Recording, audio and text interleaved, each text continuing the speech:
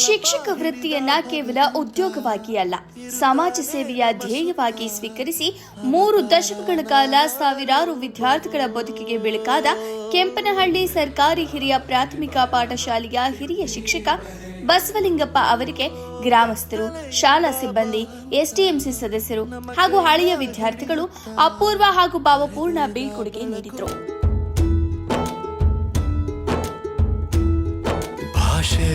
ಅಮೃತ ಕುಡಿಸೋ ತಾಯಾಗಿ,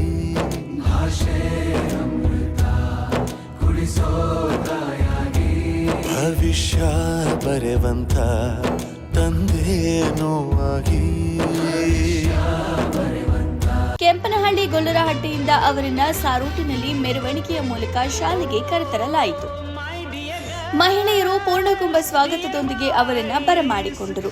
ಡೊಳ್ಳು ಕುಣಿತ ಸೇರಿದಂತೆ ವಿವಿಧ ಜಾನಪದ ಕಲಾ ತಂಡಗಳ ಸಂಭ್ರಮದ ನಡುವೆ ಶಾಲಾ ಆವರಣಕ್ಕೆ ಕರೆತಂದು ಸನ್ಮಾನಿಸಿ ಗೌರವ ಸಲ್ಲಿಸಲಾಯಿತು. ಗ್ರಾಮಸ್ಥರು, ಹಳೆಯ ವಿದ್ಯಾರ್ಥಿಗಳು ಹಾಗೂ ಸಹೋದ್ಯೋಗಿಗಳು ಪುಷ್ಪಾರ್ಚನೆ ಮಾಡಿ ಅವರ ದೀರ್ಘಕಾಲದ ಸೇವೆಯನ್ನ ಕೊಂಡಾಡಿದರು.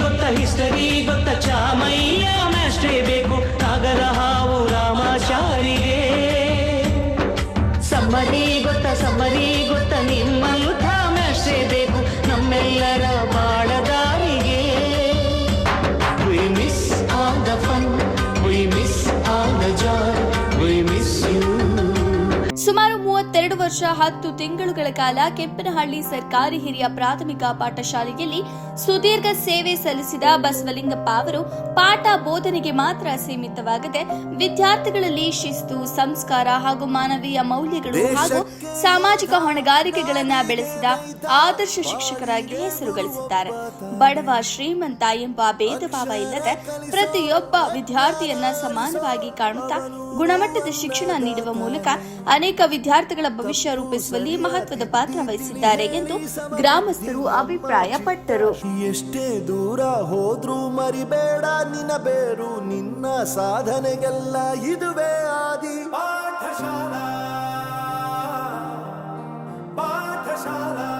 ಸರ್, ನಾನು ಈ ಶಾಲೆ ಒಳಗಡೆ ಸುಮಾರು 33 ವರ್ಷಗಳ ಕಾಲ ಕರ್ತವ್ಯ ನಿರ್ವಹಿಸಿದ್ದೀನಿ.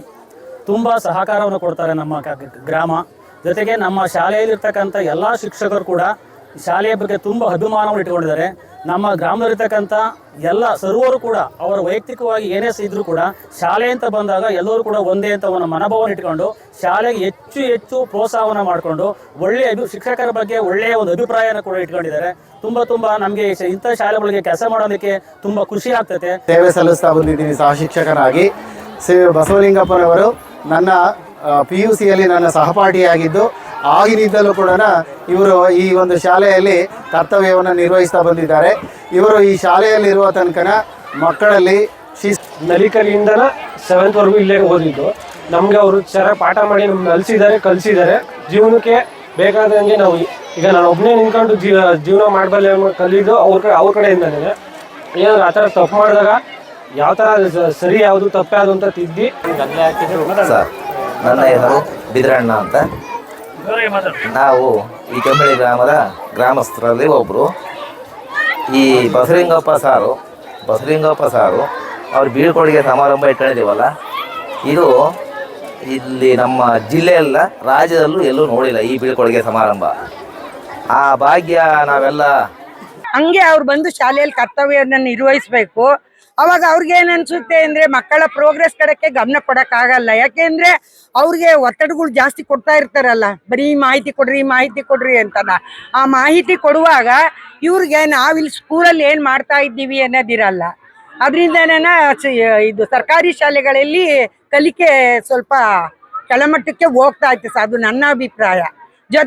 ಕಾರ್ಯಕ್ರಮಗಳನ್ನ ಹಮ್ಮಿಕೊಂಡಿತ್ತು. ಉದಾಹರಣೆಗೆ ನಲಿಕಲಿ ಆಗಿರ್ಬೋದು, ಸರ್ವ ಶಿಕ್ಷಣ ಅಭಿಯಾನ ಆಗಿರ್ಬೋದು, ಬಾಬಾಲೆ ಶಾಲೆಗೆ ಆಗಿರ್ಬೋದು, ಆಮೇಲೆ ಇನ್ನೊಂದು ಕಾರ್ಯಕ್ರಮವನ್ನು ತಂದಿದ್ರು, ಕಲಿಕಾ ಹಬ್ಬ ಆಗಿರ್ಬೋದು.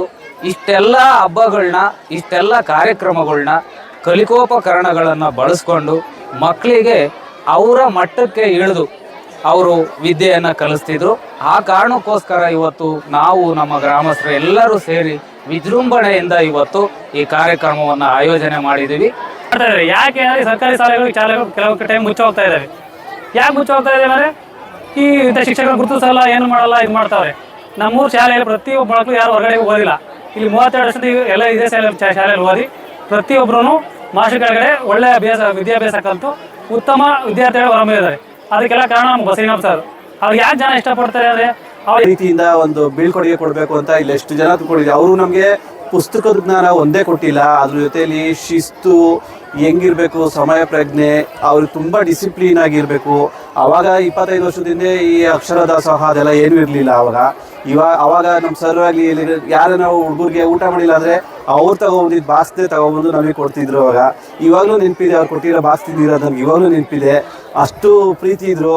ಇವತ್ತೊಂಥರ ನೋವಿನ ವಿಷಯ ನಮ್ಮ ಸರ್ಗೆ ಬಿಟ್ಟು ಹೋಗ್ಬೇಕು ಅಂದರೆ ಪುನಃ ಕೊಡಿಸ್ಬೇಕು. ನಮ್ಮ ಶಾಸಕರಿಗೆ ಹೇಳ್ತೀನಿ, ಇಂಥ ಉತ್ತಮವಾದಂಥ ಶಿಕ್ಷಕರು ನಮ್ಮ ತಾಲೂಕಿನಾಗ ಇರಬೇಕು. ಆ ಶಾಸಕರು ಗುರುತಿಸ್ಬೇಕು ಇಂಥ ವ್ಯಕ್ತಿಗಳನ್ನ ಗುರುತಿಸಿದ್ರೆ ನಮ್ಮ ಸರ್ಕಾರಿ ಶಾಲೆ ಉಳಿತೈತೆ. ಇವತ್ತು ಎಲ್ಲ ಕಾರ್ಮೆಂಟು ಅಂತ ಇದ್ದಾರೆ. ಇಡೀ ನಮ್ಮ ಸುತ್ತಮುತ್ತಲಿನ ಗ್ರಾಮಸ್ಥರಲ್ಲಿ